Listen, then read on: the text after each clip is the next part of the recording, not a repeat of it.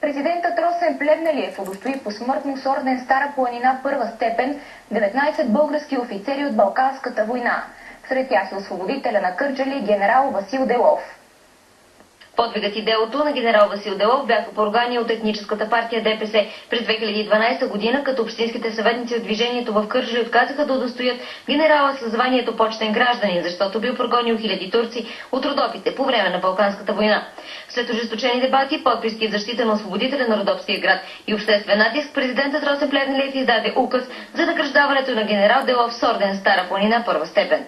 Днес от дистанцията на времето можем пълноценно и правдиво да оценим саможертвата на онези наши предци, оставили костите си по бойните полета.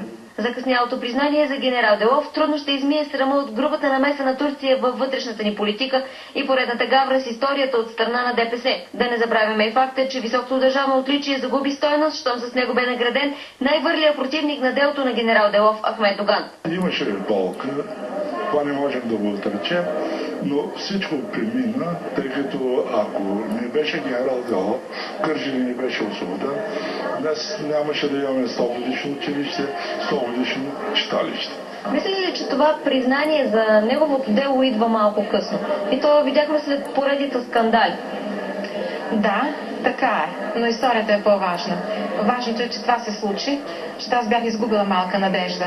С орден Стара планина първа степен и Мечево бяха удостоени посмъртно още 18 български офицери от Балканската война. Генерал-лейтенант Климент Бояджиев, генерал от пехотата Павел Христов, генерал от пехотата Първослав Тенев, генерал-лейтенант Никола Генев, генерал-лейтенант Атанас Назлумов и капитан първи ранг Димитър Добрев.